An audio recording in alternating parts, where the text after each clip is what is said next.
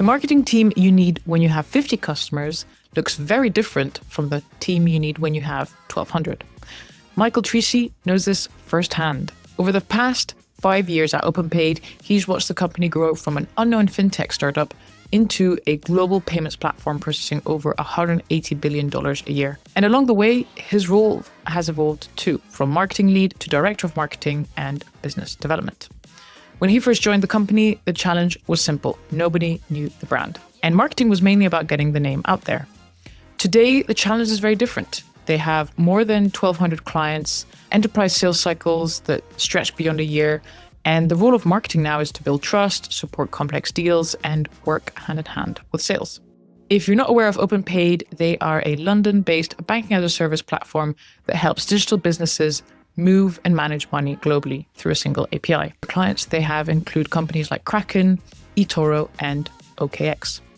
In this episode, Michael breaks down how marketing needs to evolve as a fintech company scales. And specifically, we talk about how OpenPayd's marketing has shifted from brand awareness to ABM, why Michael structured the team around two specifically core functions, brand and go-to-market, how he hires people with skills that he might not personally have and why he values certain things more than experience, and how to justify long-term marketing investments when deals can take 12 months or even longer to close. Let's get into it. You're listening to the Fintech Marketing Lab podcast. I'm Araminta from Mint Studios, a content marketing agency specialized in the fintech space. And this podcast is where we experiment, explore, and break down how fintech marketing actually works in practice. Each episode, I talk with top fintech marketers about what they're testing, what they're learning, and how they're pushing the boundaries of brand, strategy, and team building. With that, let's get into today's episode. The first question I want to ask you, Michael, is I saw that you've been at OpenPayd for over 5 years, which is really impressive in the fintech and marketing space, because I think a lot of people in marketing don't have the longest tenures. You went from like a marketing lead to like a head of marketing, and now you're director of marketing and BD. How would you say that evolution happened? Like, how would you say your role is now different to head of marketing, and why did you make that change? What does that evolution look like? Yeah, no, absolutely. So I think in terms of my journey at OpenPayd, so I've grown in terms of responsibilities at OpenPayd. The business has evolved and changed as well. So the demands from employees like myself, or the function and the team, has definitely changed as well. So I think the title is just a natural progression within the business and the role. And I think in particular the BD part of the title, which I think I took on towards the end of last year, is more a natural extension of, as I focus more on stuff like commercial partnerships, which probably naturally doesn't fit within a marketing function, and then supporting the commercial team on specific deals or whatever that looks like, then it was a recognition of broadening the role rather than completely changing the role itself, really. But I think the reason I've stayed at OpenPayd so long is when there's an opportunity to, as the business grows, for personal growth as well, and for exploring different areas that you're interested in. And yeah, that's the reason why I seem to have stuck around. And how, like, now you're more on the BD side of things, like how is that different to what you were doing before? Are you more leaning on the sales aspect? As a marketer, do you also find that's rewarding in a different way? How have you felt about that transition? Yeah, so I think the way that we define BD at OpenPayd is more on the kind of commercial partnership side and looking at different opportunities across the product, etc. And we have a sales function which is led by our CCO, which is the kind of pure new business sales, and as well as the kind of customer success and relationship management. So that's how it's separated OpenPayd. I think in terms of my background as a marketer has always been working in startups where you wear many hats. So you're often in the early stage of a startup, you're doing sales, you're doing customer support, you're supporting on the operations side. And that's where I really enjoy in terms of wearing a few different hats, and definitely where I feel like I thrive. So realistically, it's a response to the business needs, but also where my interests have been in terms of expanding the different areas that I touch. I also think if you actually look at marketing from the theoretical side, there's the 4 Ps, there's the product, the price, the place, and the promotion. And I think often you do find people that perhaps haven't been exposed to marketing kind of place you in that promotion bucket. Whereas if you're looking at it more holistically as a role within a business or the objectives that are tied to marketing, then definitely being able to kind of work across functions with different parts of the organization is definitely key. Do you find that now that you're doing more sales, like you'll always a mix, or do you feel like more of a marketer than a partnerships person? Also has your own, as you're doing more, you're learning more about what you like. Do you feel like, okay, I'm done with marketing, I want to do something else? Or do you like that mix a little bit of both? I love the mix, to be honest. And I think having that flexibility to touch those different areas is something that I really enjoy here at OpenPayd in particular. I think the main thing is being able to speak directly to customers and spend time with customers is one of the things that I enjoy the most. Not just because you build those relationships across the industry and the network, but also that you learn the most. It's very easy to be sat in an office trying to write copy or build a campaign or look at what your demand generation plan looks like without ever having to speak to a customer. And I think that is very counterproductive. So the more time that you spend with customers, the more time that you spend speaking to different partners that are supporting your business and learning about not just the existing infrastructure that they have, but what they're looking at in the next 12 months, I think it really kind of broadens the scope of your view on the industry. Yeah, I couldn't agree more. Like, I think I have met a few marketers that don't talk to customers enough. Maybe it's because the systems are not set up or the company is really big. And I think that without that, it can also, like, for example, I really need to be able to see a feedback loop. Like, I've learned something by speaking to customers, and now my marketing has adjusted because of that. And now they resonate more with it. And that, I find that personally very rewarding, because then it's, wow, I'm like tweaking and constantly improving. And I think that can be hard. That's hard to do if you don't constantly talk to customers. But it's also true that it is easier to do when the company is smaller. Like so OpenPayd has evolved a lot over the past 5 years. How have you found that the marketing team has evolved as well? Would you say that 5 years ago it was a lot easier to do these kind of things, and now it's like more evolved, more mature? How has the marketing team changed over those years? The biggest thing that I've learned personally is you've got to build a marketing function and marketing team around the needs of the business in that moment. So when I joined, we'd first launched the banking as a service platform. The business has very different needs from marketing than it does today when we're operating with 1,200 clients and all the volume and the transactions that's going through the platform. So I think, number one, where is the business at and what are you expected to deliver? I would kind of say, when you mentioned in terms of more difficult to get in front of customers, I would argue that's where you need to really push and make sure that you are spending the time with customers, because it's easy to start withdrawing there. And look, I think if you look at the business today, despite the scale and the growth, we're still relatively lean as an organization, and we sit in the same office as the commercial teams, the customer success teams, and the relationship managers. So it's very easy for us to say, okay, I want to join a call with a client within this industry vertical, or we've just launched our stablecoin infrastructure. Do you mind if I join some of your meetings to understand how different clients are talking about it? We also attend, I think we did over 50 events in the last 12 months. We generally, 90% of the time, always have someone from the marketing team at those events. Yes, because sometimes we're exhibiting or we're speaking, etc. But also having that face-to-face interaction with the rest of the market is definitely helpful across the team. Yeah, no, I love that. And I'd love to get into more specifics about how the needs of the business and therefore the marketing team has adjusted over the past 5 years. What would you say the needs were 5 years? Was it more, we need to just get something out there? And now, how is that different? Like, what does that specifically look like? Yeah, I think if you look 5 years ago in some of the industry verticals that we were looking at, nobody knew who we were. Like, the brand had just been launched a year before, and it was really a case of how do we get the name out there? How do we get the key messages out there in terms of what we do, how we can support the benefits of the platform? And a lot of that still stays, but then there's additional stuff. How do we raise the profile of our exec team? How do we create a demand generation engine that is driving organic leads as well as the paid leads? And there's specifically about the product. As the product evolves, the product's completely different now than it was 5 years ago. We've added new markets, new payment rails, new trading capabilities. So all of those different aspects of the business and the products have changed. And it's a case of how do you build trust within the market and the customers that you're the best service or the best product for them to use. And it's always going to change. I think if you look at what the marketing function will look like in 12 months, 24 months, I'm pretty sure we'll have this conversation and I'll be able to say it's significantly different than it was before.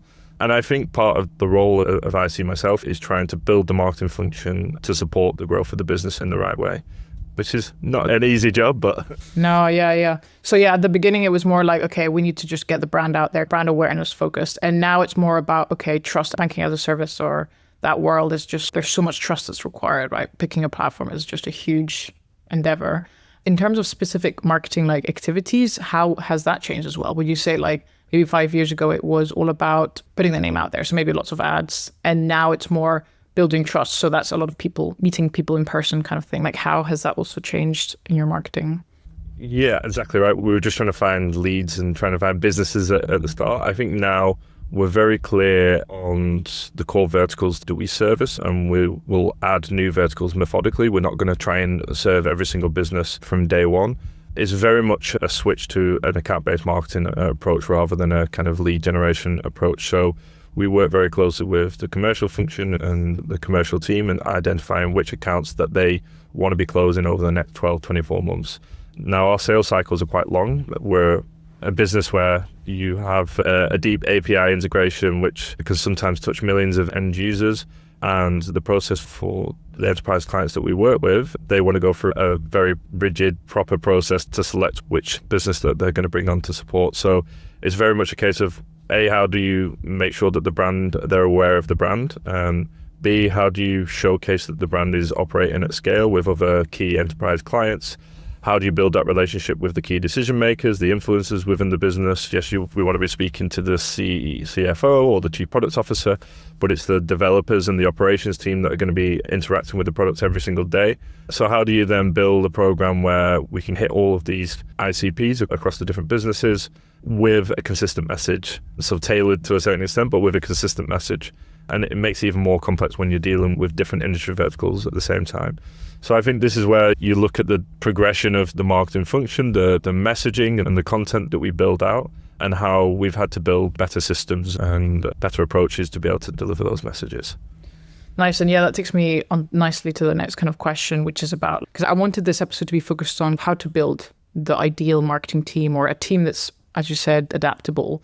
And now that you're head of BD and also marketing, like, how have you set that up currently? Because you said, as you said, it's more of an ABM approach.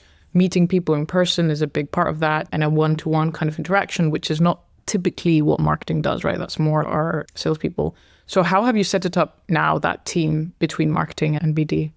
It's a good question. I think the way that I look at the team today and the way that it operates, it has two clear functions. We have brand and we have go-to-market. Now, that doesn't mean that they operate in isolation and they don't speak to each other, but there's clear objectives that sit behind each of those teams. From the brand side, everything from a brand and content perspective, from a PR and communications perspective, and really building that trust and awareness in the market. From a go-to-market side, very much working hand in hand with the brand team, but also it's their job to find, attract and retain customers across the base. And then you've got different bridges from that go-to-market team into product. So you have product marketing function that sits within that. From a bridge into sales, we have the SDR function sitting within go-to-market as well, which I think I've noticed a lot of different businesses are moving the SDR role out of pure sales into the marketing and go-to-market function at the minute, and really does create those bridges between the different functions. And I think this is where we've seen some kind of joy and some progress is in making sure that we are trying to act as not just a support function, but a key function to deliver the value to the commercial element of the business. Yeah. And so say, like, for example, you wanted to target like a dream customer, say like a fintech, like a Revolut or something. How would those two teams work together then to start building that relationship with that company from both a marketing and like sales perspective? What do you think that would look like? Yeah, no, absolutely. So I think you've got multiple different kind of streams going here. So you've got first the identification of the target accounts, which is working very closely with the commercial team on that. It is, do we have the right sales materials, resources, content to support the benefits that we offer to these types of clients? You have, do we know which events that these customers are generally attending, they're speaking at? Are we getting the right in front of the right people? Do we have across the network of clients that we already have? Are there any kind of referral relationships or strong ties between the existing client base? And we're building out a picture of these target accounts before we then start to run a campaign. Now that campaign can be the direct approach through an SDR function and through advertising, as well as I mentioned, the kind of more referral and content-driven stuff that we've been working on. Nice.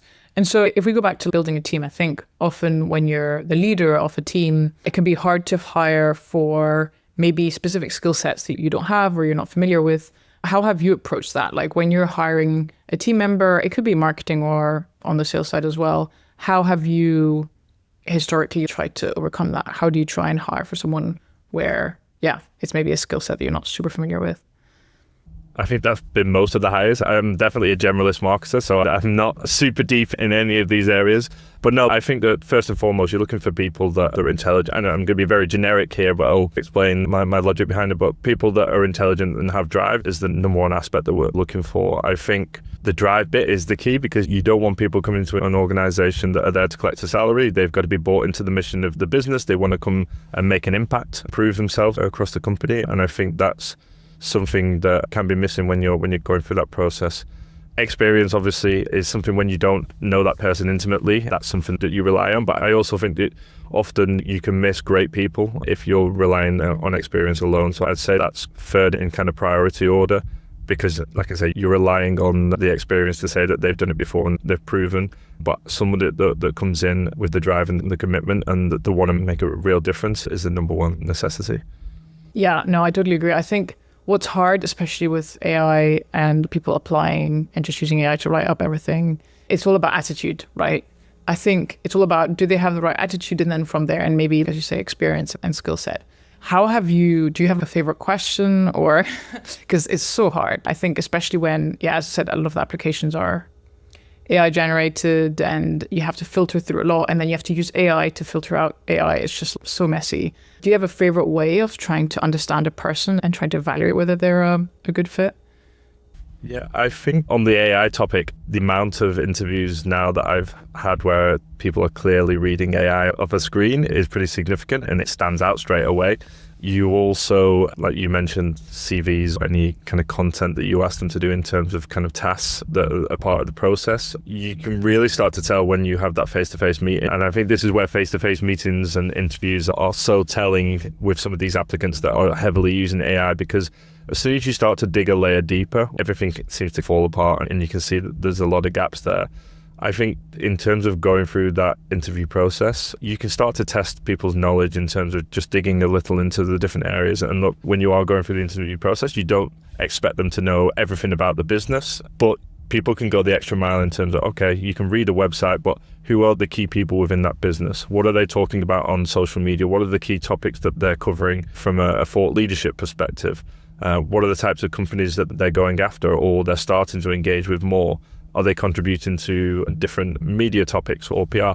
All of that extra information is really how candidates start to stand out, because as soon as you say, for example, I heard that you signed up this large client last week, that's great. And you start to say, what do you think is great about it? Then that's when you start to see that there's perhaps somebody is not really truly engaged with the process. But it is, like you say, it's very difficult, because when you're doing that initial scan of CVs or applications, you start to see that everyone's kind of starts to look more and more the same. So I think, in my personal opinion, it's getting easier to stand out if you're authentic and you're actually bought into what you're applying for. Yeah, it's tricky because I find that like applicants, they have certain questions that they're ready for, like your typical, tell me about your experience, all that. And so what I have had to do is ask questions. It's not like I want to surprise them, but I have to think of questions that the AI hasn't prepared it for them.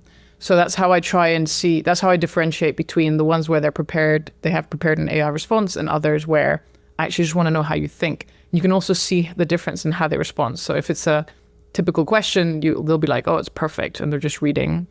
And then if you ask them a question that's like, you have to think a little bit, they'll start like looking around, this is interesting. So that's how I try and differentiate between the two, but it's so tough. And exactly to that point, people that have strong opinions are the best, because they really believe it and they show the passion when they're explaining it. So making sure that you have those opinions, you're able to articulate it, you're head and shoulders above the majority of the market at the minute. Yeah, no, exactly. Just go back between marketing and sales, because I think you've got a lot of experience in this and also really interesting kind of ideas behind it. What I've often seen is that typical like marketing generates a lead and then passes it over to sales. And there's a little bit of a competition, usually friendly, but sometimes not so much, about working together to generate like a lead or whatever, even if it's an account working on that. How have you found, I'm curious about how you've set up like incentives for both marketing and sales team. How do you encourage that collaboration?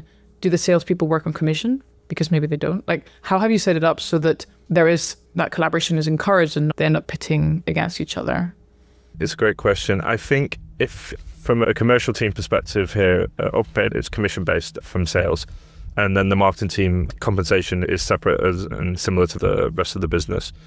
I think this comes to when you start the kind of financial year and you're looking at the objectives and goals and what KPIs you're going to be measuring. One of the biggest challenges, and I think a lot of marketers will say this, is clean attribution. And I think it's a science that's ever growing because and I'll give you some kind of examples from my experiences. You can have a lead source within the CRM, so you know that this lead has come through the website, come through an event, it's come through an SDR outbound campaign. But what you miss is all of kind of work between the initial inbound request, initial contact to the go live. So this could be several events that have taken place. They could have received and opened a piece of content. There could be several calls that have taken place, and you miss all of that influence attribution along the way. And this is something that we're still working on, but it's something that we've made vast improvement on in the last, I'd say, 6 to 12 months in regards to making sure that we're not just doing it for an attribution sake, but we're actually learning in terms of, okay, how do we then get clients live quicker? How do we influence deals quicker? Who has been involved in that decision-making process from the start to the end? So all of that data provides a feedback loop into then building a stronger kind of strategy moving forwards. So I would safely say that OpenPayd, that it's not competitive between marketing and sales, and we do work truly as one team moving forwards. But I think it's a case of more that we want to learn how are we best reaching our customers, what type of things are they responding best to, and how do we replicate the stuff that's working, and how do we stop the stuff that isn't.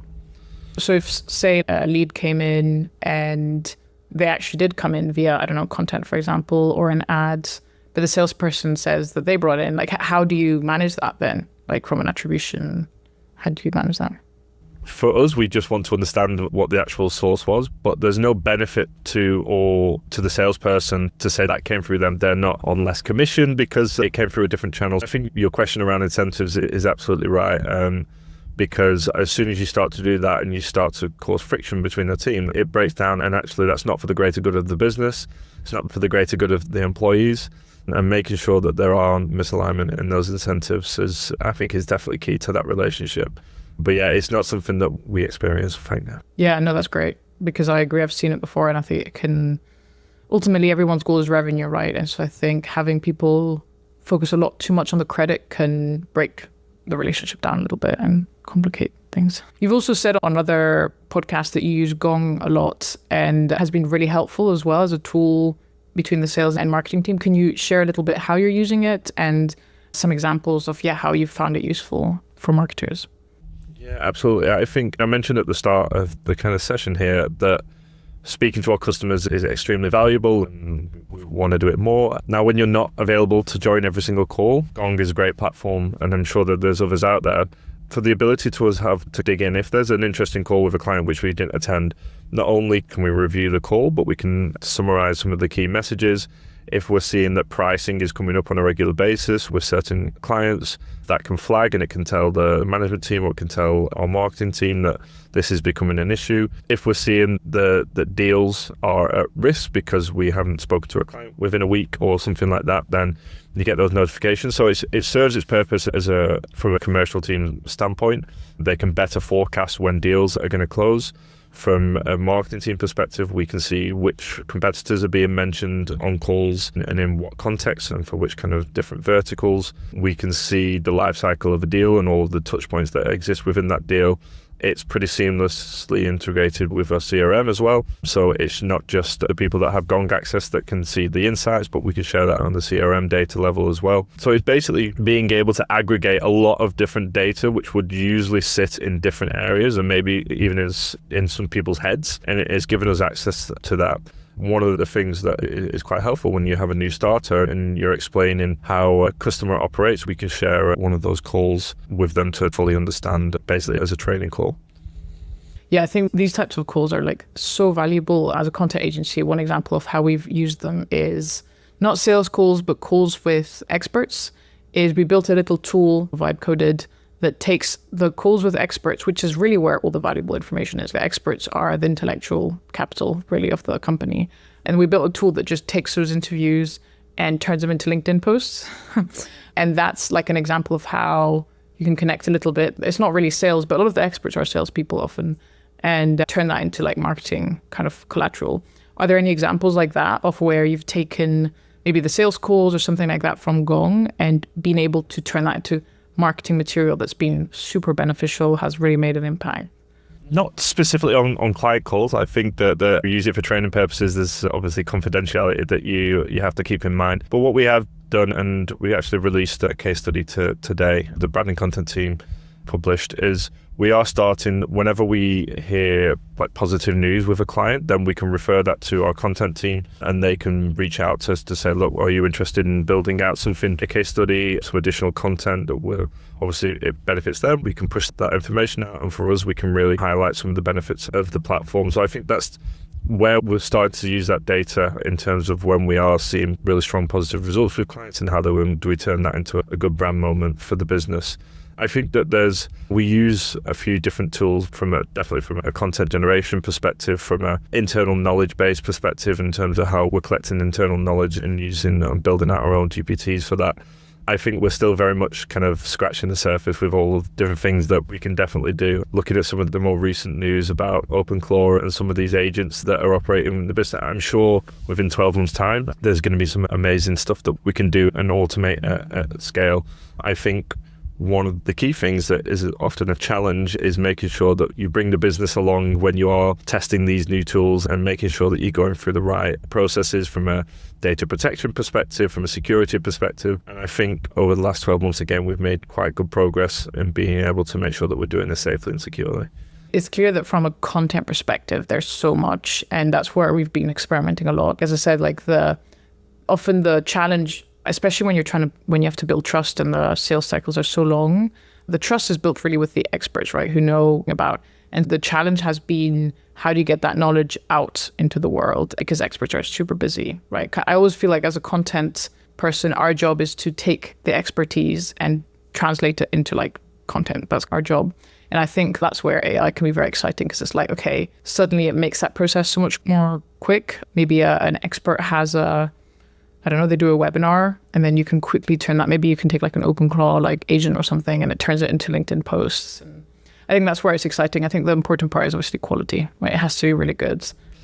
Yeah, I was going to say, there's probably a lot of people doing the expert posts at the minute that perhaps are kind of not maybe using it in the best way. And I think this is, again, we mentioned it before, I think there's a great opportunity to stand out in a world where there's a significant amount of kind of AI generated content. And then not to say that you shouldn't use it and to support with some of the writing, but it's more about how can you bring genuinely honest and new opinions to the foreground, which again, a good opportunity, I think, definitely for marketers to think about how do they stand out there. Yeah, I think the reason that a lot of AI stuff is so bad is because if the quality is only as good as the input, right? If you input something, if you just tell ChatGPT, write me an article, it would be terrible. But if the input is then like an expert interview, or the input is unique, because I think that's what, especially when it comes to SEO and Google, that's what Google's looking for, is unique stuff that you can't find already online. So if the input is high quality, then the output is more likely to be high quality. But I think there will always have to be a human in the loop, editing the content, like making sure it's good. But I think that's where, if you have really good input, that's where it could get exciting for content. So absolutely, couldn't agree more. Yeah, it's exciting. You've also said like before that you really believe that marketers should become like experts on the product. And actually, I couldn't agree more, but I have heard people disagree with that, actually. So I was wondering, I think it's also super important that marketers understand the product, because as you have said, like they're the ones doing the positioning, the messaging. But I think it can be tricky if maybe they're a little bit far removed from the product. Maybe they don't understand the docs, something like that. What has, in your experience, been the best way for marketers to learn about the product, be able to explain it really in depth in a way that, is necessary for messaging and content and all that? Great question. I think without overly repeating myself, I'm speaking to customers again, that is the number one thing here, and making sure that you are getting exposed to it. Don't underestimate that speaking to different teams across the business as well. So yes, you have a commercial person that is selling this to a client, but you have product, you have operations teams, you have finance teams, which really know what's going on behind the scenes. So if you're a payments company like OpenPayd, and you are sending funds instantly to different markets around the world, and usually that would take 3 to 5 days, we're doing it in less than 10 minutes. actually speaking to our product team or our operations team and saying, how do we actually do this? How do we make this different? Why do other services, other payment providers, why aren't they able to do that?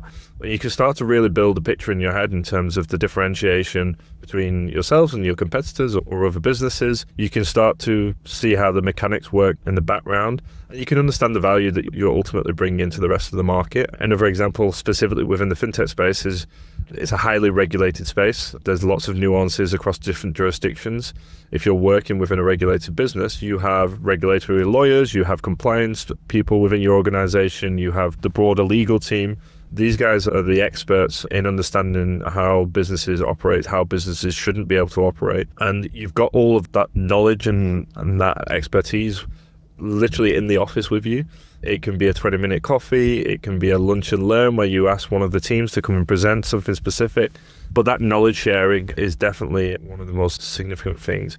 I also think that this is probably, and people hate me saying this, but something that is lost with fully remote work is that kind of that knowledge osmosis that happens at the water machine or the coffee machine or in the 5 minutes chat that you have at work. I think if you are going to move to a fully remote policy, then you need a way of recreating that digitally in some way.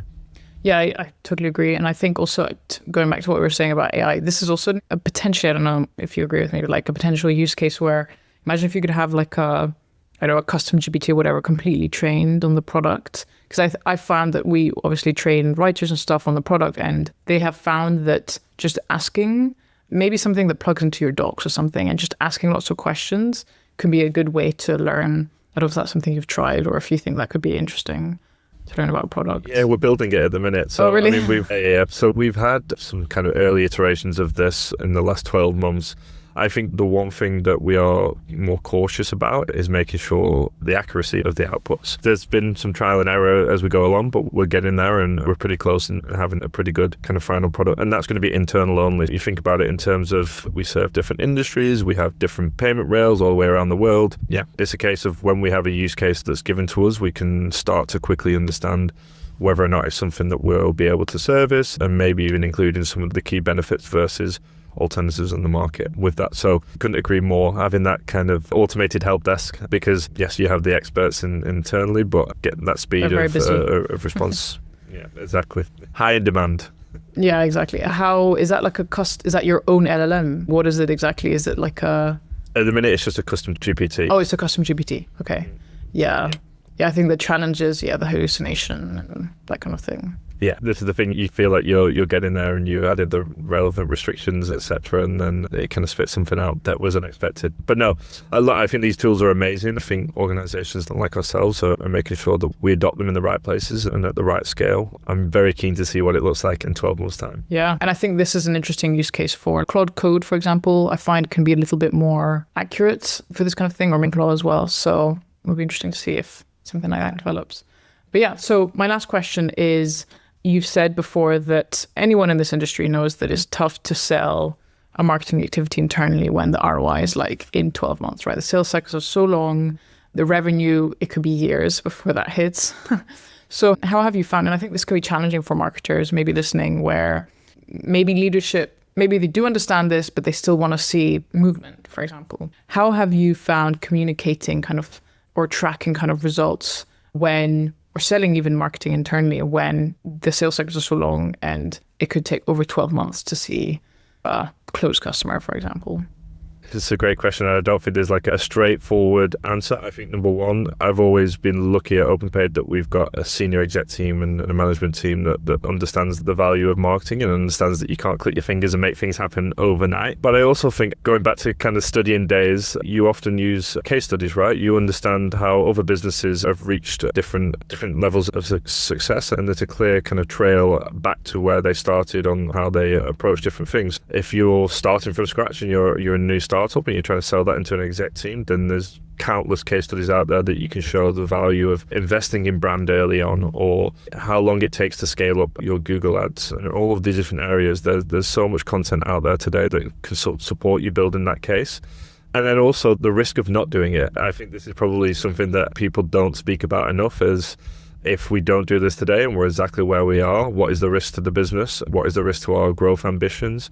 And making sure that you're transparent to say, look, not everything's going to work, but this is why we test and learn, we iterate, and we continue to try different things. So I think it's a case of, yes, you need to build that early trust with the kind of key decision makers within your business. And if you're not getting anywhere, then maybe have a question whether or not you're at the right business. Yeah, that's definitely true. Are there specific maybe marketing materials, I don't know, say like a white paper or something that you feel, because I find that often with leaders, it's about the best way to build trust is to start to show that things are moving. So is there a way that you've found that you can do that without obviously having a close customer, because that's going to take months? What are some ways that you've done that? Yeah, no, absolutely. So the example I would give is we did some proprietary research about 18 months ago on our side. Now, when we were building out that research, we weren't building it out just to generate leads.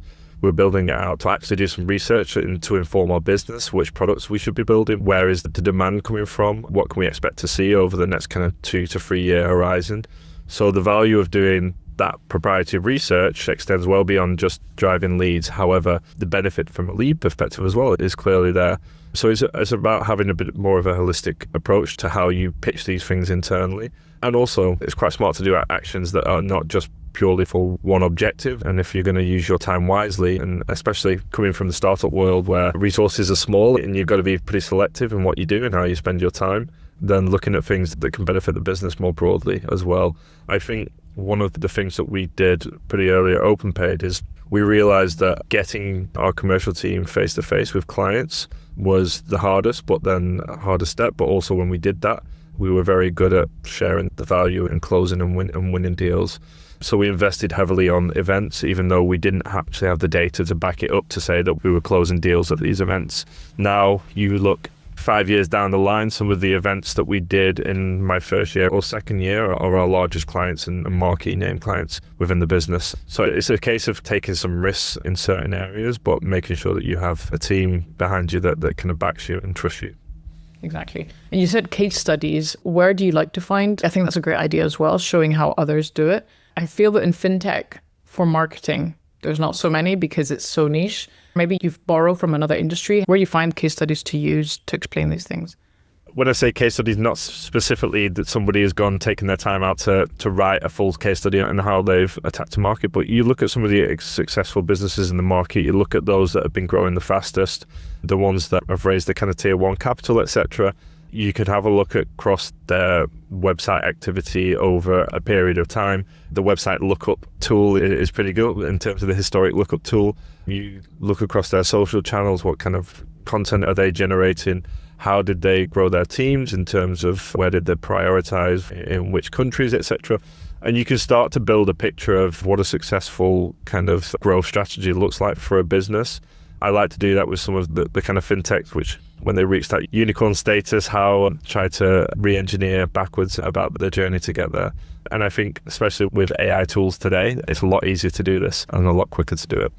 That's a very good use case. And actually, you raise a good point. Like Stripe is often the company that people use to look up to. And we had this at one of our conferences where a marketer made a presentation and said, what people don't realize is that it's between, I think, 5 to 10 million they spend a year on their website. And so next time you have a leader that's like, oh, why can't you just build a Stripe website? You can say, okay, do we have a 10 million budget? Yeah, so it's it's a good way of saying, okay, to manage expectations, because I think a lot of leaders maybe think that, yeah, we could just do a Stripe or an Adyen, and actually it's a different case. Like you can't compare really. Absolutely. But then if you go even further back with an example of Stripe, in the early days of Stripe, I'm pretty sure that they were focusing purely on developer community. So they were running community events on a regular basis in kind of key towns and cities around the world. So yeah, if you want to say, okay, this is how you pitch it, say, oh, if we want to get to that point and you want to be spending that amount of money, go even further back and say, and try and generate some ideas that way. Yeah, no, that's really, really good insight. Amazing. Well, thanks so much, Michael. I really appreciate you coming on. And I hope this was useful to all our listeners, but I think I learned a lot on how to build a marketing team and how to grow it. So thanks again for coming on. Appreciate it. Thank you very much for having me on. It's been a pleasure. 1, 2, 3, 4. Thanks for listening. You can find show notes and information about guests at www.mintcopywritingstudios.com/podcast. And finally, huge thanks to Orama.tv for producing this podcast. Thanks for listening and see you at the next episode.